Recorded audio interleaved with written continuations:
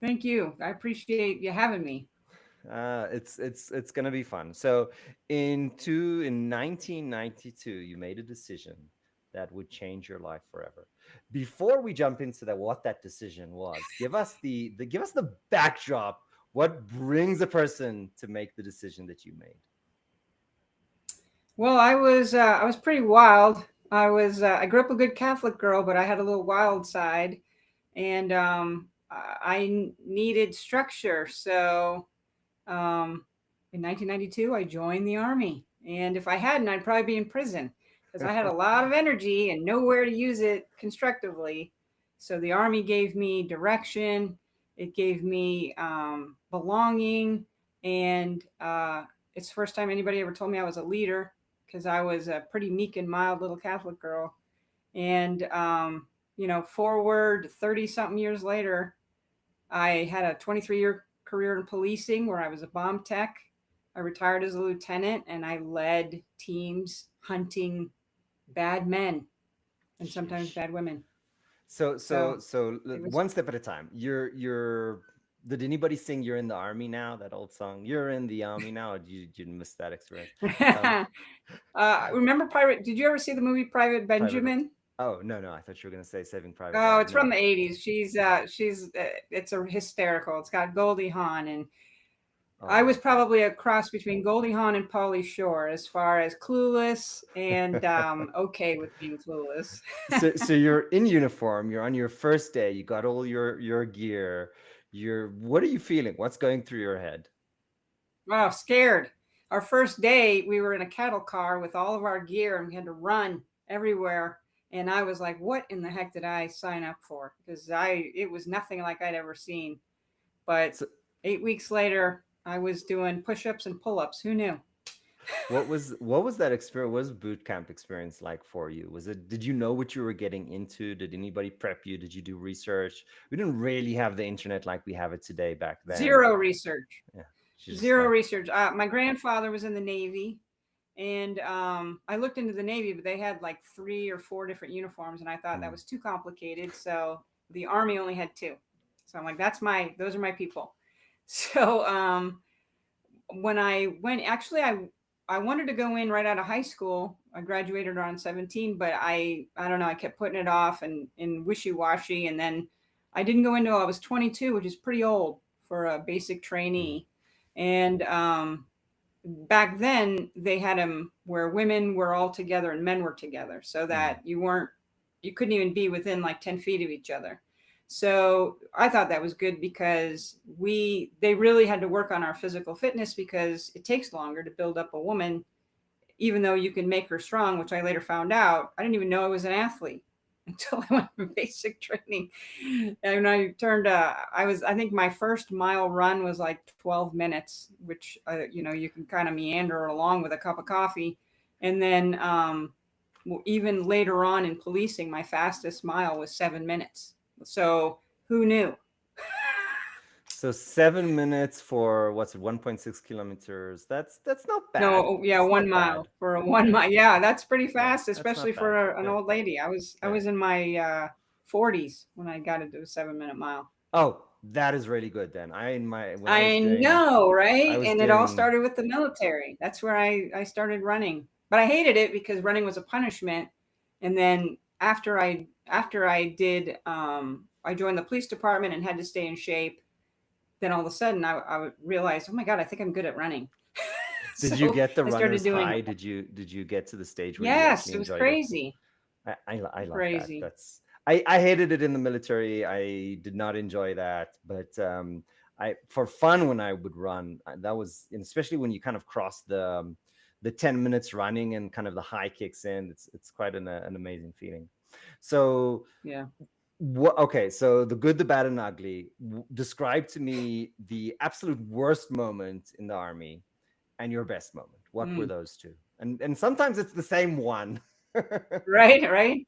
Oh man. Well, the worst part about the army for me was I came in during Don't Ask, Don't Tell. And so I was pretty, I mean, I was still young. And like I said, I grew up Catholic. It was the 80s into the 90s, early 90s. So I was clueless about everything. I didn't know nothing from nothing. So originally in an American military application, it had the question, are you now or have you ever been a homosexual? Do you plan on, it was like this stuff. And so filling out the application, um, I, I thought I was gay, but I didn't know because there was no one to talk to about. I graduated high school in 1987. So everything I knew was like from TV or Mm. I don't know, jokes, who knows? So I put no, right? Because that's the only way I could get into the military. Right. And then in 92, I think, a little bit like a year later, I think it was after basic training, uh, they passed the Don't Ask, Don't Tell, which I didn't know how I felt about it. I knew that it was a little bit easier. They gave us back our applications with that question all blacked out. They did that for everybody's Mm. application. It was crazy. So I never liked. It still felt like I had plenty to contribute. And why did that matter? Because it's not like I was, you're not supposed to have sex on duty. So why does it matter? That's Fair enough. frowned on, Fair no enough. matter what, whether So, you're so straight or gay. It's frowned on. for the younger listeners, what's Don't Ask, Don't Tell? Don't Ask, Don't Tell was a law where the army, the military used to be able to kick you out if they found out you were gay in any way, shape, or form. In fact, they had investigators in their criminal investigative division dedicated to go seek them out, and then they would get kicked out. So Don't Ask, Don't Tell stopped the proactive investigation. And the agreement was, if I don't tell you and you don't ask me and I don't have sex on duty, then who cares? It doesn't matter. And so I did most of my career. Actually, I did all of my career, 92 to 2000. I don't think they got rid of it until the early 2000s. So that's how I spent my career, was under that, which I was grateful for because I know women in the, who served in the 80s and in the 70s and the 60s had it much harder. And it was Yeah. pretty brutal when they kicked you out. Well, men too. Yeah. I mean, in general, we always feel like it's awful right now, but the things are getting better. We're taking steps Oh, forward all the time, but they're baby steps, yep. one at a time. Oh, the world. Listen, when in the United States, when they said gay people could get married, I never in my lifetime did I thought that would happen. So we've come I, a long way. I don't want to sound like, the grandfather, oh, back in my day, but my friends, like some of my best friends, they still can't tell their grandmother that they're gay because that would kind of Right. break their heart, right? Today, for the youngers, and my parents who are my generation and their kids, like, it's a no-brainer. Like, of course, like, what's the problem? But my generation, yeah, you maybe you could tell your parents, but not the grandparents. Like, that's Right. that's too much. Yeah, I've known Um, people. Yeah, they're yeah. still around. They're still that generation that, and they don't want to upset them in their later Right, years. right. Which, why does grandma need to know who I'm having sex with? I don't think she Yeah, does. I like, yeah, I agree with that. I mean, but there's a I that's true, but I feel like my friends in that situation, they still feel like it's a little heavy on them that they can't be who they are next to, certain parts of the Right. family. So Especially if you're that's married and you yeah. you can't bring your spouse around. But I mean, Yeah. it's you should, I don't know. My Yeah. personal opinion is you should bring your spouse around in that case. If you're not married, then why stir up a hornet's nest? But if you Yeah. are married, that's a choice, and it's a valid choice. So sometimes your relatives just have to get over it. They either accept you or they don't. Yeah, that's fair. But you never give them an opportunity. How, what if they would have? Yeah. And you'll never know. Yeah. Complicated days. A little bit more simple Yeah. today. We have new and other issues though. You finished the army 8 years later, more or less, and you're Hmm. standing in civilian clothing for the first time after almost a decade. What does that feel like? Is it scary? What were you? Did you just know what you were going to do and everything was okay, or was this terrifying? Well, I had finished a degree in criminal justice, and I went into policing, which I never in a million years, because I came from a family. My father thought the police were idiots, Never in a million years. Even I see my high school friends and they're like, there's no way that you were a police officer. I'm like, I don't, my energy has been focused onto constructive things. So it's good. Um, I'll it say something was, I for was our going to, audience. Even police officers, when they talk about themselves like, oh, I'm just a dumb cop, it's some of the, first of all, it's cops, firefighters, I'm going to, all first responders, I'm going to put them in one bucket. The best, smartest, intelligent, and just amazing community I've ever worked with.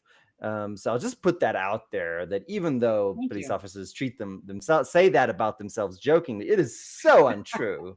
In fact, the stuff that some of my friends show me, one of my friends, he is into like recreation of crime scenes based on drone technology, creating these 3D crime scenes, like Oh, brilliant wow. stuff. And yeah, he also said, oh, I'm just a dumb cop. No, you're not. No, you're not. Right. Well, because I'd rather have somebody underestimate me because it makes everything easier. That's right. If That they yeah, come that's through, yeah, yeah. whew, That's right. yeah. So sorry, I barged Um, in there. no, that's okay. So you're So now no longer in when the I was army. getting out of the right, I'm getting out of the military. And the only reason I got out of the military is because I had a police job come up. Yeah, Otherwise, I would have stayed in. And it was I actually went in through a federally funded police academy. It used to be. It was called the Police Corps, and the cornerstone of that was community engagement. And so not only were you doing your police academy, but they were including college courses about like really social science, things that had to do with sociology and stuff like that. So that was the foundation of my entire policing career. Is I really bought into the community oriented policing and community engagement, because at the end of the day, it's their neighborhood. I'm not living there. So the problem solving will last when they're part of the problem solving process, not when I come and dictate, you guys need all this, and I do it all and then I leave and I go to another area. So if you want lasting results, and I'm very proud of the work that my squads and I have done, because when I first started, there was places in Tampa you couldn't walk around with your baby because there'd be gunshots and everything, and to see young mothers pushing baby strollers in those areas, years later, after not only my squads but our whole department, it was a total mission. Like, that felt great. My city is so much safer, and I what feel is very the proud of it. we've had EDO on the podcast, but EDO community, these are not things that the public knows about or thinks about. Right. Break it down to us. What does this work look like on a day-to-day, month-to-month? How do you go from dark, scary alley drug deals happening to young moms pushing down strollers? What's the path from Right. A to B? Well, that's a great question. It starts with dignity. So everybody you come in contact with, good guys, bad guys, victims, suspects, um, the honestly, the core of American policing is supposed to be, we protect your rights above all things. Above all things. I'd rather have a suspect get away from me than violate somebody's rights, because it's that important over here. It's supposed to be that important. Our from our chief on down, the message was very consistent, and it was, we treat everybody with dignity. We treat everybody with dignity. I had a suspect in custody, and his everybody wanted to beat his butt, and I covered him because he's in my custody. He's my responsibility. Nobody's going to hurt my prisoner while he's in my custody. Like, that's an ownership of the responsibility, not of the people, but of the responsibility. So if you show up and you say voluntarily, I'm going to be your police officer today, you assume the entire responsibility of, you can trust me, I'm going to treat you fairly, and I'm not going to violate your rights. I'm going to protect your rights. In fact, that is you don't, not every cop is like that, but not every doctor is a good doctor, not every Yeah. priest is a good priest. It's incredibly difficult though, because you're going into a situation which you don't know what the outcome could be. There's a large amount of Right. danger. What a lot of people don't know is that a knife is more dangerous than a gun in if you're under, what is it, 12 feet. So you're in a lot of risk, and you're trying to There gauge, is a like, lot. Yeah. how do I Well, behave? there's more than the physical risk. There's a political risk. Right. There's a you if you make a mistake of law, you could get fired, you could get arrested. There's so many things that can happen. So you have thousands of statutes in my state, state of Florida. There's thousands of statutes that you have to know, plus all of the officer safety stuff. And officer safety becomes easier through experience. And in fact, I used to teach officer safety. I used to teach defensive tactics, and you become better at it because you start to see signs of behavior cues of an attack or behavior cues of escalation. So your police officers' de-escalation skills they're usually really good at it. And I'll tell you who's the best at it is detention deputies. People that come from the jail are the best at de-escalation because it's usually one of them with 72 prisoners in a pod. That's a lot. That's a lot to manage. So to understand, like, you can't live your life in fear either, because the bad guys know when you're scared. When you are confident with your abilities, because you should be keeping yourself in shape, you should be practicing your defensive tactics skills, you should be practicing your firearm skills. All of that, it's a lifestyle and it's a mindset. Because I know when I was working, I was a police officer 24/7, especially if I was in my jurisdiction. There wasn't ever a time that somebody couldn't come to me and get help from me. And that was, my mantra. So, and I feel like most of the people I worked with, they felt the same way. In fact, I've seen police officers off duty with no gear go in and break up a fight without a vest, without guns, without any of that stuff, because it was the right thing to do. So that's the policing I came from. And matter of fact, because of the community engagement, I've had several incidents where I've been in a knockdown drag out fight that could have turned deadly, because when American police officers go anywhere, we're always armed. So there's always a gun in any interaction with an American police officer. I've had people that I've arrested come help me in a fight. We've had people, officers that were shot, and people come from the neighborhood that hated the police, get in the police radio and call for help and stay with the officers until the ambulance got there, even though they were going to get ostracized by the community because they did that. I mean, there's so many good people. Now I'm retired. What I do now is I'm really trying to answer the question, why do some people behave in a harmful way and why do some people behave in a helpful way? What is it about us as humans that makes us make those decisions? So I feel like I'm a burgeoning social scientist. That is where a lot of my time has gone, is into answering that question. Well, why do we do what we do, and how do we nudge people towards helpfulness? That'd be great to know. You're in very good company today, because I forced my daughter, what was this, 2 years ago, to read the book Thinking Fast and Slow, Daniel Kahneman and Amos Tversky, which are, of course, to our audience, the four founders of social psychology. And the book that you referenced without referencing it, Richard Thaler, he was my professor, by the way. The book Nudge. Oh, really? He got a Yeah. It was at University of Chicago. He got I read Nobel that. laureate. I read an article. Yeah. I was blown away. Work. It was like an epiphany. Yeah. And that's what we do. If I go to a scene and there's there's irate people, first I look for the leader, because the leader is going to help me control everybody. So I'm not controlling anybody. They already have a leader. So I go to the leader, and if I can nudge the leader, if I can give them a reason to think that calmness will help their position, then they'll do it. But if I can't figure out how to make that connection, nobody's helping me do nothing. It's all uphill battle. And I think a lot of seasoned police officers are just good at the gift of gab. They're good at identifying those connection points so that people comply is such a forceful word, but we need compliance to move on with whatever we've been called for. Because in America, for the most part, We show up because somebody called us and asked us to show up. We don't, Right. if I got paid by the hour, I could have sat and drink coffee and eat pie all day. I don't have to go get yelled at, but somebody called us. So then we went. And so that's a lot of times people relax when we remind them, look, somebody called. We just got to make sure everybody's okay. And Right. we have to, if you called me, I would investigate for you. This person called, so now I have to investigate for them. Let it happen.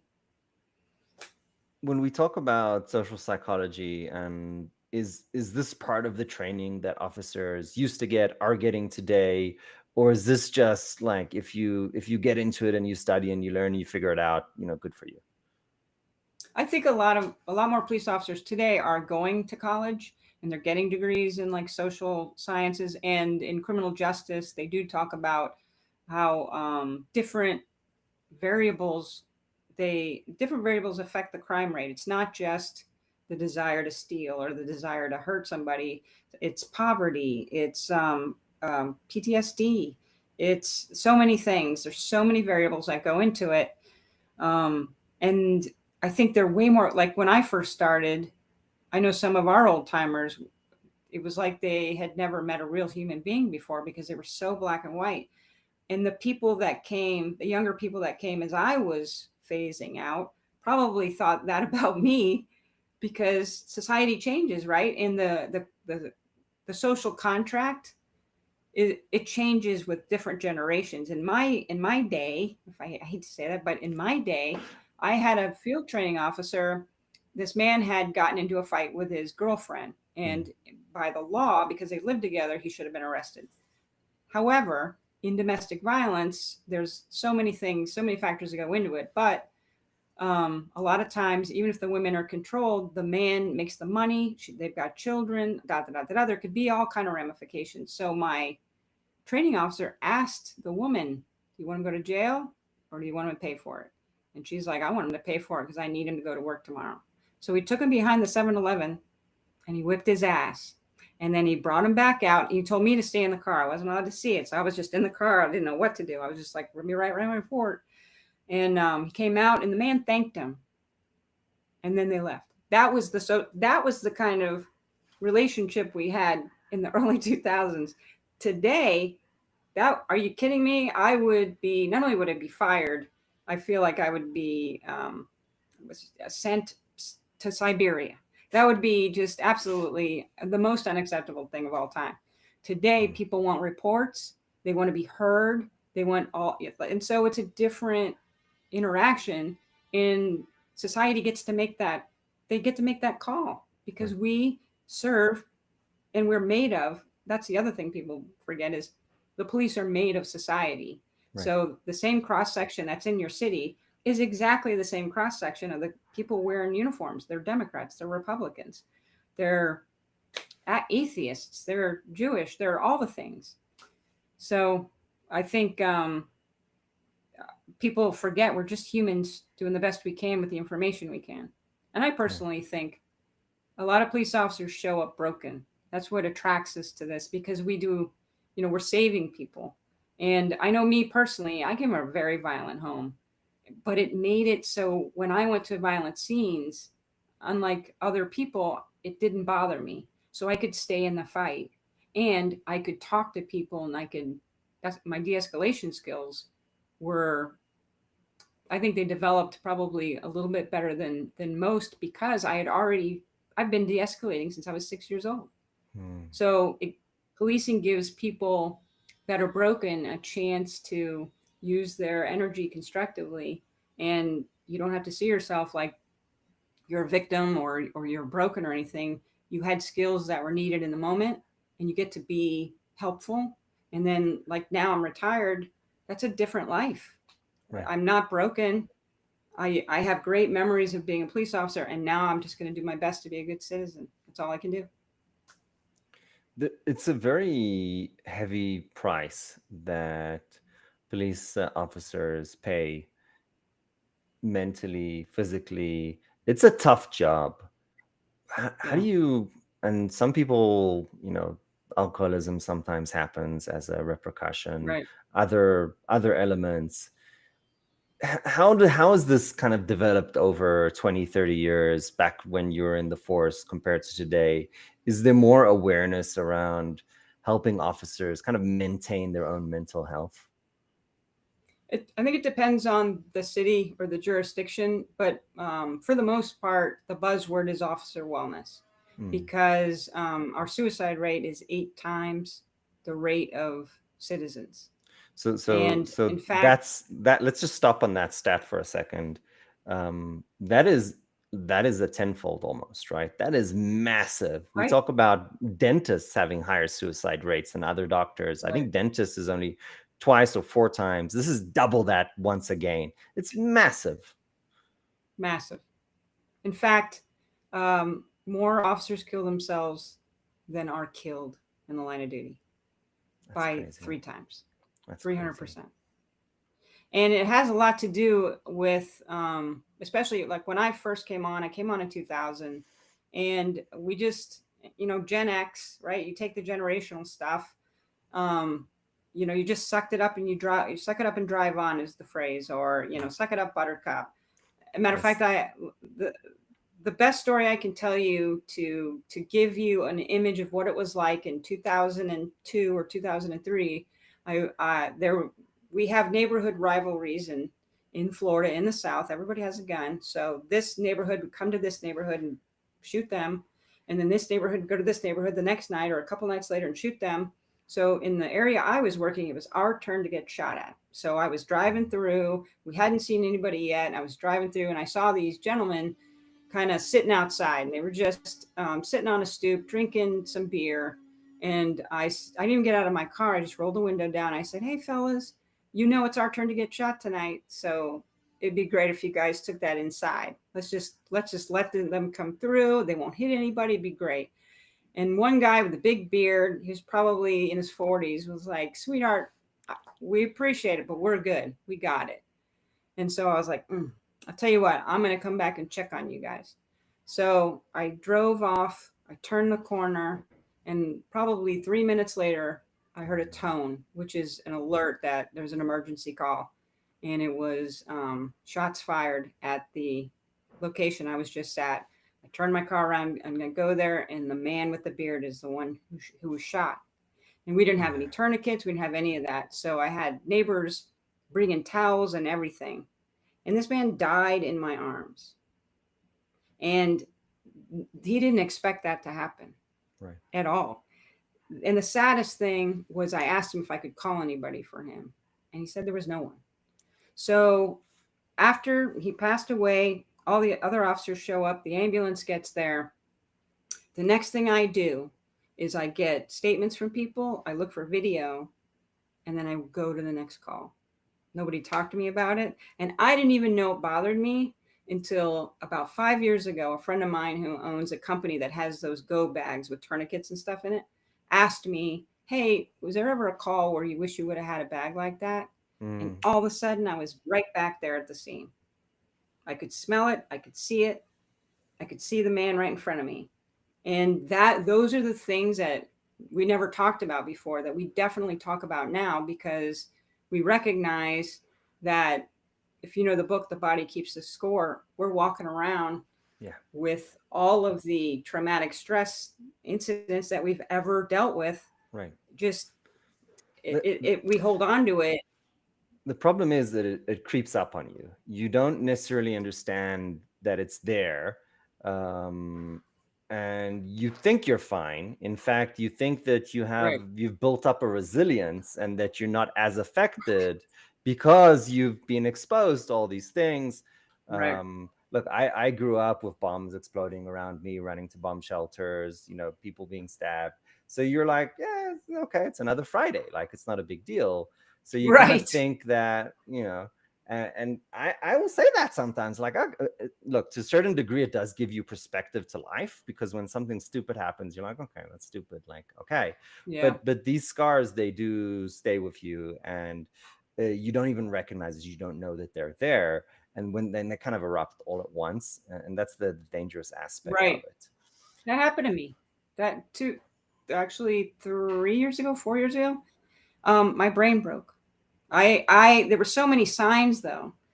I was having memory problems. I would not take a break. I was not taking vacation. I had major traumatic incidences happen over and over and over again without any break, without any debriefs, without any of that stuff, thinking that I didn't need it.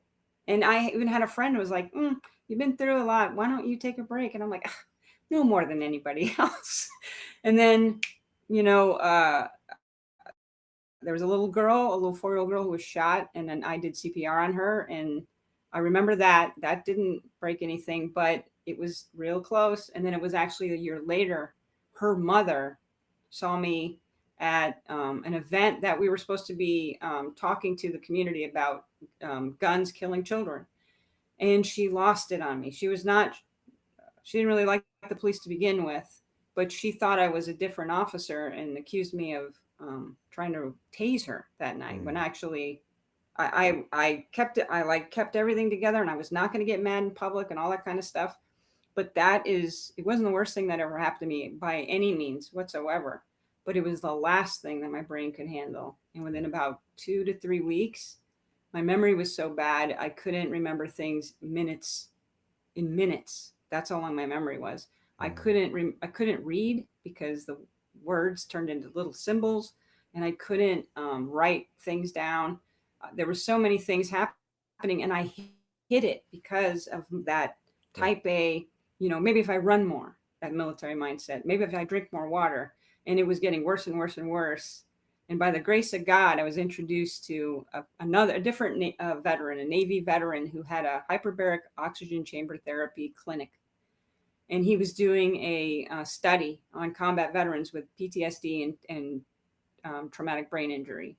And it turned out, long story short, I was diagnosed with a moderate TBI and PTSD. And I threw myself into everything I possibly could because that was the thing that had to happen. All of that had to break so I could finally surrender my will. And I have a deep belief in God to get me through that. And now through the other side of it, I'm a totally different person. And I feel like I'm much healthier. I'm a better mom. I'm a better sister. And I can connect to people that in a way I couldn't before, because I only saw myself as a protector, and protectors you can't really connect with. So it was, God's grace. Part of the problem is that there was definitely 20 years ago, there's this expectation, like, you got to be strong, right? That was kind of the expectation, and that, almost certain types of failure, especially associated with psychological, that had a stigma to it. And it's like, oh, you're weak. And to the level that, it was incredibly stigmatized if you took any kind of medicine or anything like that. Like, it wasn't, Totally. we've taken some steps forward since. Let me ask you this. If you had the, divine power to change just one thing, one law or one thing, what would that be? Mandatory vacations. Every 6 months, you got to take 2 weeks. Because looking backward, I see that if I knew then what I know now, I would have taken the vacations. Right. I would have taken the time off. I would have talked to people and said, you know what? I need a minute. And that's what I never did, because I never thought I could, because, well, first of all, when you become a corporal or a sergeant or a lieutenant, you have the weight of leadership. So you're like, I can't let them see me be weak, which is unreasonable. And no humans work like that. Yeah.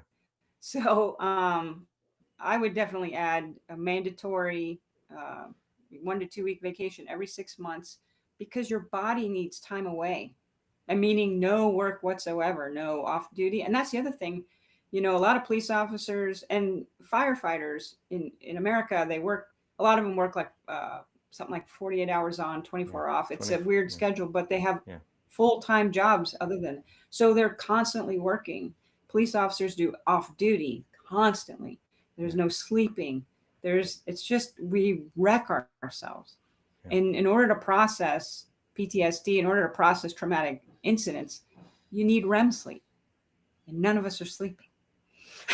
I don't So know if you would agree with this, but I would almost argue that officers, bosses, whatever the situation, by showing a certain level of controlled vulnerability, saying that, look, I've been through a lot. I'm gonna now take some time off to recover and get back on the horse. That shows a certain level of leadership, which then the rest of the team would be like, oh, okay, if the manager or the officer or right. whatever is doing it, then that's an acceptable behavior. When I get to that point, I'm glad then, you said that.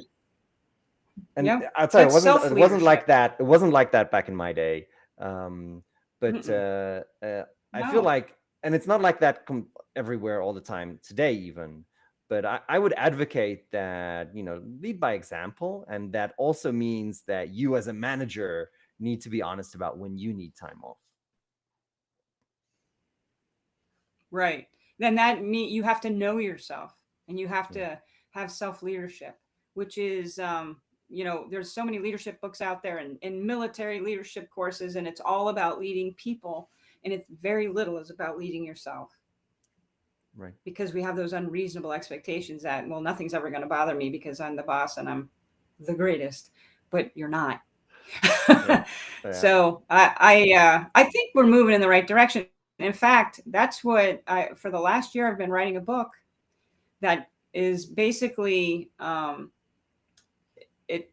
There's a lot of dysfunction that happens too in government, Mm. and you were in No. were you in the Israeli army?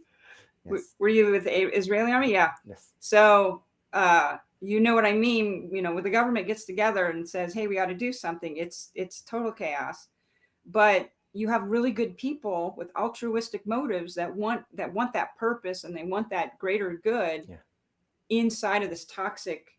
And so sometimes the beginning of filling your glass up, your traumatic stress incidents and stuff happens at work. It's just the toxic work environment you're in. Yeah. So I'm writing a book. It's called Confessions of a Workplace Heretic, and it's basically about what it takes to hold on to your integrity when you're inside a toxic environment and you can't just walk away. There's just so many people that can't leave for whatever reason.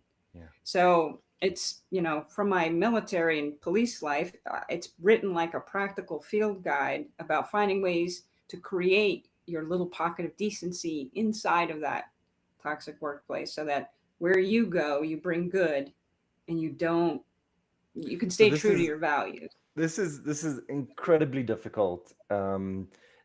It's not our natural instinct. Our natural instinct is to shout out, "This is not okay." Yep. Um, if we're right, if we're wrong, doesn't matter. We still feel if there's an injustice happening, we need to shout it out, and it needs to be squashed. And how does it not everybody see this? But you keep me honest here. Advocate something slightly different, and I will quote you now. Um, Quiet power of doing the right thing when it's the hardest. What does that mean? And once we understand Mm. the problem, We, how the hell do we do that?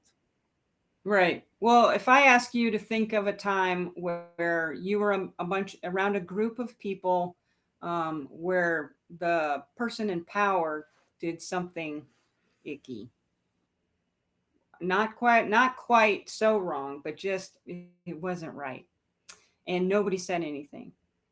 And were you the person who said no? Because humans, we have a tendency to go with the group, and it's really hard for us to go against the person in power. Like Yeah. our biological wiring is so that we aren't kicked out of the group.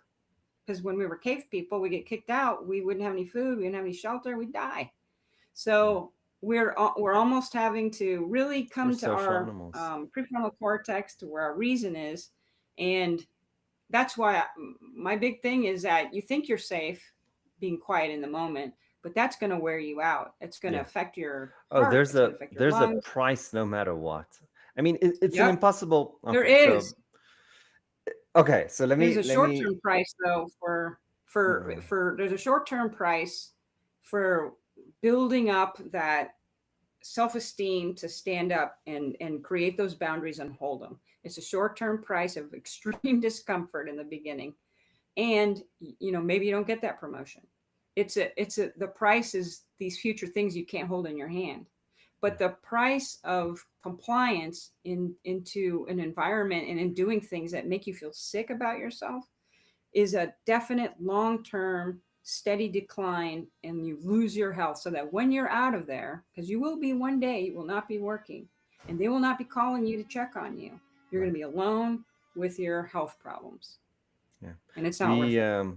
We had a situation where certain people decided to look the other way, and other people decided to report. And I'm going to keep this real fuzzy because this situation never came into the public eye. It was buried, and I don't want to get anybody in trouble. But this was sexual harassment. It was a very senior person, and the people were fired because they were harassed, and the other people who reported were retaliated against, and they lost a Right. whole bunch of credit, job, work, equity, because the company was in process of being sold.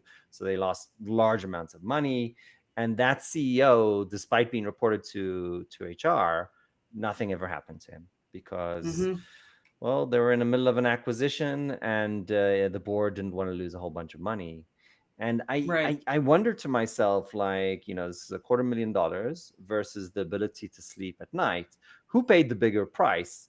The managers that looked the other way and basically, sold their soul to the devil, is what I'm going to say, or the Yeah. people who lost $250,000, but they can look their daughter in the eye and they can sleep at night. I want to argue that $250,000 is worth looking your daughter in the eye and sleeping at night, Yeah. but that's a shitload of money. Well, I'll tell you what, I come from the world of training, and the act of standing up for yourself and what you believe in changes you. Especially if you're Tell me about facing that. That's incredibly interesting. if you're facing, a dangerous situation, to be able to stand up and say, no, we're not doing this. That changes you, and it makes it easier for you to stand up the next time, so that you stop tolerating that BS. You stop tolerating these small people trying to make you be small too, or these uh, immature people trying to make you like the simplest and probably the most common example is making fun of the quiet person at work, right? There's always somebody that this guy, the top dog makes fun of whoever, and nobody says anything. Well, the first time you say something, everybody's going to talk about you, and this person's going to be mad at you. However, if it's the most toxic place in the world and you shouldn't be working there anyways, they'll get rid of you. I think that's okay.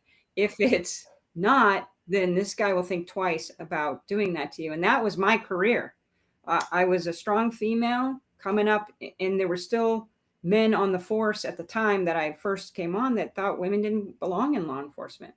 So, you know, other than putting smiley faces on messages so people knew I came in peace, what could I do? You know what I mean? Because I wanted to learn how to fight. I loved to run. I loved all the fast moving stuff that girls aren't supposed to do.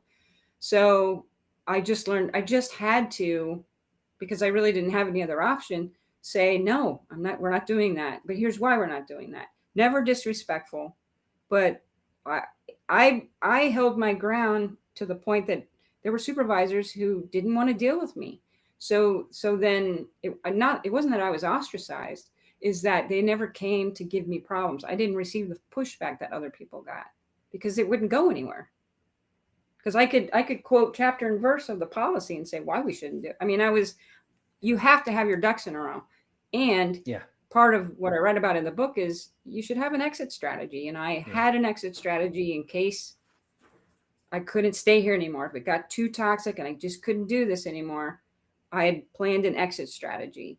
So that's what this book does. It puts these things in practical terms on what you need to save yourself, and then little things you can do to build up those boundaries and build up your health, so that you can create that pocket of decency for yourself. So let's start at the earliest possible stage of identifying a potential toxic environment, which maybe you just don't opt into, right? Because the easiest way Right. to solve a problem is not to have it at all.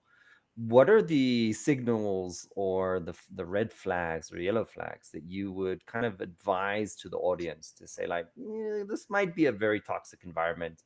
Ask these questions, look out for these things. Well, I would first say that there's a lot of people who are for profit, like salespeople.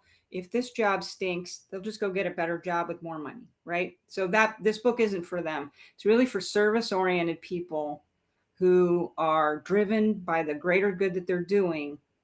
So it's really hard for them to leave because they see how that they're actually doing something good in the world that they want to do. So that's kind of a stuck point. So with that population of people, the first and easiest thing to see is putting somebody down in front of other people and everybody laughing and nobody saying anything. That's easy because that happens all the time. And matter of fact, it happens so much that I don't even think we notice it. But that is, I think you should. That's a mark. Is it just this guy, or is it everybody? So it gives you a clue to open up your eyes. You start seeing. I break down some types, and one of them is the insecure overachiever. And the insecure overachiever, God bless him, will lie, cheat, and steal to get the recognition that they think they deserve, still believing that they're doing the right thing, but reckless with what they'll do. And people give themselves away in the things that they say, and the things that they do. Queen bees, click leaders. Everybody starts talking about it, even if you change squads and somebody was talking about, oh, alpha male over there or queen bee over there. If she doesn't like you, she's going to talk about you. You hear those little things. If you start hearing a lot and you're not attached to where you work, start your exit strategy, because why would you want to stay? But if you've been there for 20 years and you're this far away from retiring, or Right. this work is so important you can't leave it, then you have to come up with ways within the policy that are, you can defend that to establish your boundaries. And the first time, I know a lot of people that are over producers, and their boss will say, can you stay a little extra? Only you can, you're so good at this. And they do, and they do, and they do. Well, the first time you say no, that relationship is going to change. Right. But that's a good thing. And that's the whole mindset reframe is, no, it's a good thing. Do I need them? Do I need to be overproducing to make myself feel better? Then that's external validation, and that's not healthy. Or do I just start saying no and I start to validate myself on the inside? That's what this book kind of covers. It's not really like a recipe book for do this, do this, do this. It's really, I've always been like a motivational, let's go take the hill. But before you have troops ready to go take the hill, you have to convince them that they can shoot and they can fight and they can last. And you have to get those little steps. And that's what this does. Wonderful. Hopefully, And that's my goal. for the audience, when is the book coming out and what's its name again? It's called Confessions of a Workplace Heretic: How to Be Safe in an Unsafe World. And I'm hoping it will be coming out in the spring of 2026. It's in with the editor, and I feel like we're very close. And it'll be on when I launch it, it'll be on my socials and my website, which is FeliciaPecora.com. Let's have you back to talk about the book once it's released. Absolutely. I'd love to. That would be wonderful. We're going to do this has been very. Did you see it? We're not even done. Was one more thing I wanted to touch upon. Being in the Army, police department, you've done a lot of other amazing things beyond that we just don't have enough time to get to. It molds you as a person, and then you become a parent. What are the things that you see differently than other parents in your environment? That let's say lessons learned or philosophies that you think, like, this is the way. I know it's the way because it's proven to work, but other people don't quite see it this way. Right. Well, that has to do with being prepared for the worst thing to happen. I have a daughter. So there's so many bad things that happen to little girls. It's not even funny. But now add to that school shootings, or add to that she doesn't look when she crosses the street. There's so many ways that parents don't have any control. All we can do is give them the information, and to really emphasize how important it is to look both ways, and hope that they go out and make those good choices. In fact, when my daughter was real small, I had a fake plastic gun because I taught defensive tactics, and one of the things was to remove a gun. So I had a fake gun, and we had a police bag, and she was never allowed to touch the police bag. And we talked about the police bag, and we said there was guns and da da da da da. Well, as a test, I put the plastic gun in the living room, and I walked in the kitchen, and she was playing, and I was in the kitchen waiting, and then she came in the kitchen. She goes, "There's a gun on the couch," and she didn't have it in her hand because she knew she wasn't allowed to touch Good it. job. And I was like, "Oh, thank you for telling me." And so, like, it's those things that no parent really looks at gun safety that way. Yeah. Or safety. When we go out in public, we'll go to Busch Gardens, and even if we bring friends, there's a safety brief. Somebody comes up and says they need your help to find a child. What do you do? I'm allergic to children. I'll run. She's even helped me teach safety classes for kids. And it's not, I feel like she's not scared about those kind of things at all. In fact, I got a letter this week from her teacher.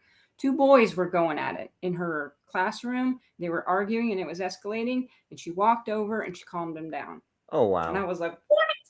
And So I'll she's just remind 11. the audience, she's 11. She's That's 11, and all the hormones, all the Oh, things, and it's she yeah. is a problem solver. I'm so proud of that. But it took constant, bad things happen. We got to be prepared, Right. and most people are good, and be good to good people, and bad people we don't date, we don't marry. We try not to be related to. To the best of our ability. Right. Best we Felicia, can. what an absolute delight. There's only one question on the show that is scripted. And it's the only one that I know I'm going to ask in advance, but it's a hard one. If you had to go back to the most difficult point in your life, whether it's 20 minutes ago or 20 years ago, what advice would you give yourself? Oh my goodness. In the words of George Bush, stay the course. Know that if you set your goal, investigate the things you need to do to get there, and just get there. And it's okay if you don't get the job. It's okay if you fail the class, because it's not about the thing. It's not about the hill you're climbing. It's about the final destination. You're going to get there, even if you have to go around. Yeah. So that is what I really wish I would have known when I was younger, because I took it so hard when I didn't do the thing or if I wanted it so bad and I just would make the stupidest decisions to get this thing because I needed this thing. And now I understand I never needed any of that. I just needed to be true to my values, and I would end up here no matter what. My wife So and you're I always have where a, you're supposed to be. My wife and I have a saying that if you shoot for the moon, worst case scenario, you're going to reach the stars. That's Felicia, right. thank you so much for joining us today. This has been an absolute delight. I appreciate you. Thank you very much.